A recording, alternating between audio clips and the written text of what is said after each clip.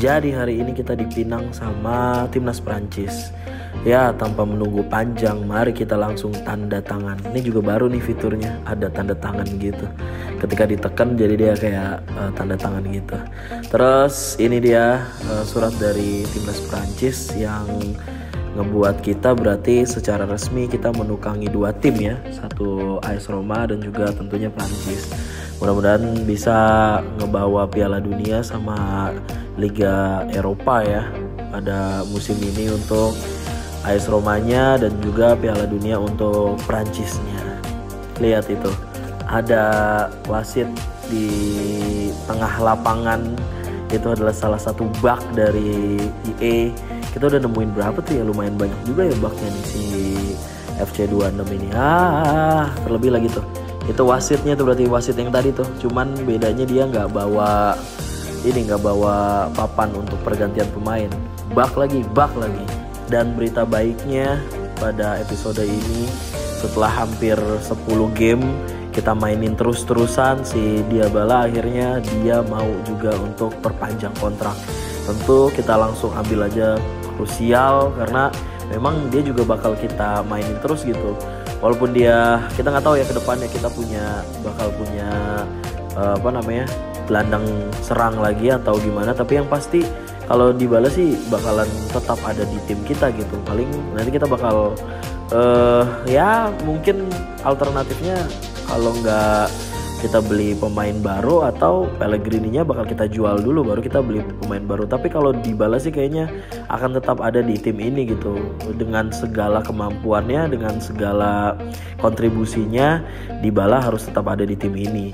Dengan harga 110 dia mau nggak? Oh, nggak mau dia. 115 tapi itu pertanda memang si Dybala tuh kayak ya udahlah, karena mungkin dia juga udah tua ya. Udah 32 tahun, jadi tetap bisa kita andalkan walaupun Dybala juga harus menerima kalau gajinya kita turunin. Itu juga pertanda buat kita semua kalau misalnya memang pemain inti kita lagi mau ngambek lah ibaratnya gitu ya, tetap aja kita mainin terus, tetap aja kita kasih kesempatan terus, dan kita coba untuk terus-terusan untuk perpanjang kontrak. Ending-endingnya dia mau kok tuh si Dybala. Jadi ya seperti itulah lika-liku dalam menjaga keharmonisan di sebuah klub. Jadi harus tetap di alon-alon. Dan ini dia lanjutan kita di laga Europa League melawan Aston Villa. Mari kita mulai. Ini adalah laga pertama setelah si Dybala memperpanjang kontrak. Seneng banget nih, apa bedanya ya? Tapi biasanya sih memang kalau misalnya dia udah memperpanjang kontrak berarti moralnya tinggi. Kalau moralnya tinggi biasanya moodnya juga bagus. Dan biasanya kalau moodnya bagus ya mudah-mudahan mainnya juga bagus. Tapi di menit 17 kita malah kebobolan guys. Jadi memang kadang-kadang kita susah untuk mengontrol pemain-pemain yang coming from behind.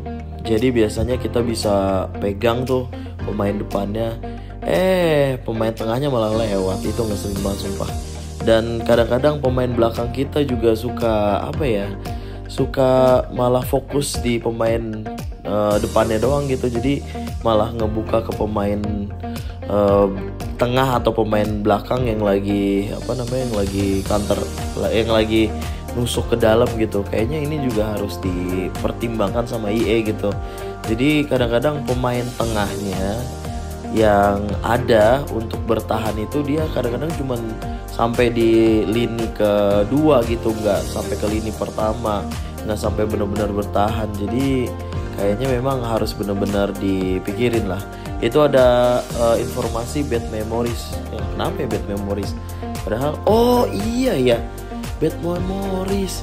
Karena waktu itu kita sempat dibantai 3-1 ya. 3-1 atau 3-2 gitu. Waktu di pertandingan friendly ya.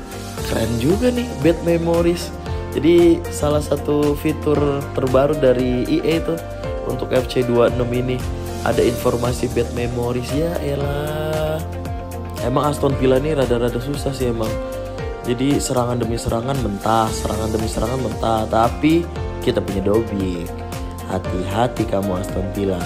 walaupun di real life-nya Dobik ini rada puyeng, rada bingung di AS Roma, tapi kalau untuk di FC 26 ini sangat enak sih. Enak. Si Dobik, pakai Dobik tuh enak banget. Penetrasinya bagus, terus penempatan posisinya bagus, terus shootingnya. Ini emang orang shootingnya bagus banget ini, orang Ukraina ini. Ya 11-12 sama Andriy Shevchenko lah ini. Enak banget ya ini. Pokoknya kalau udah depan gawang sama si Dobik ini, kayaknya selesai deh udah. Enak banget si Dobik ini bener-bener deh. Kaki kanannya juga lumayan, jadi tetap bisa kanan dan kiri. Jadi nih kita punya penyerangan tuh bisa nge-shoot dari kanan, bisa nge-shoot dari kiri. Di kanan kita punya Dobik, di kiri terbalik. Di kiri kita punya Dobik, di kanan kita punya Nunes. Babak pertama selesai, nggak terlalu jelek lah. Kita bisa imbang 1-1 di Villa Park.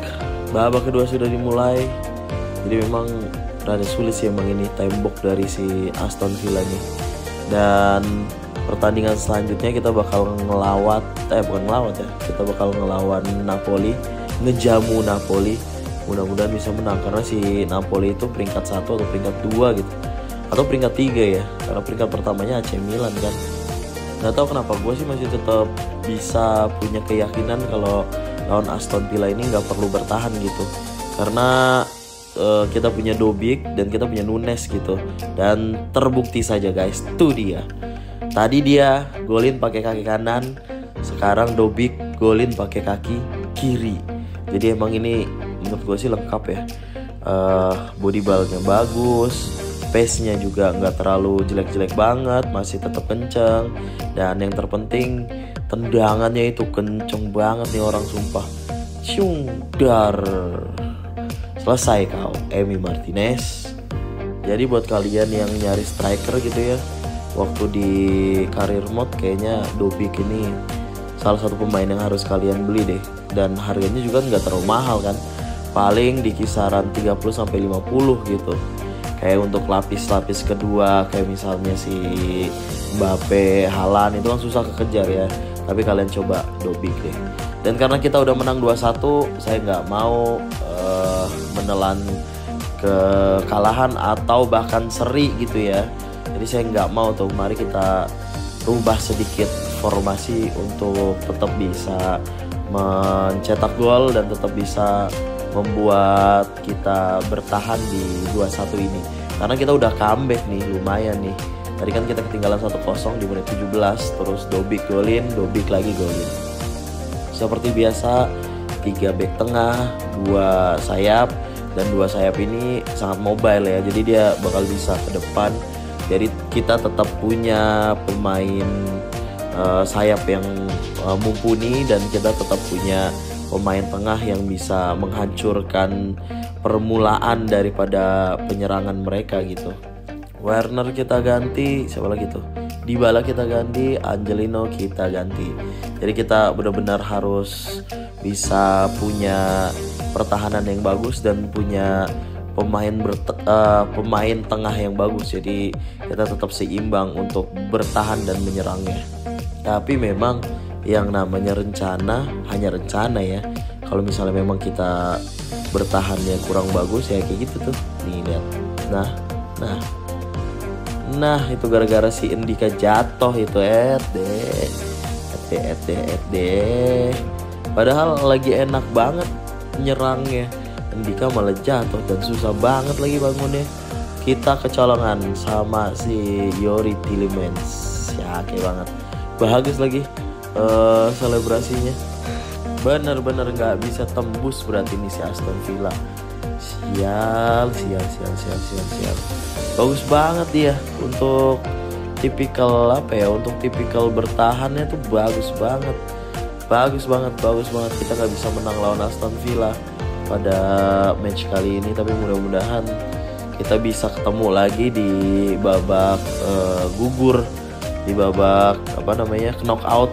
Jadi kita bisa ngalahin si Pau Torres, Emi Martinez, dan siapa tadi Yori Tielemans sama Kamara tadi kan yang ngegolin kita.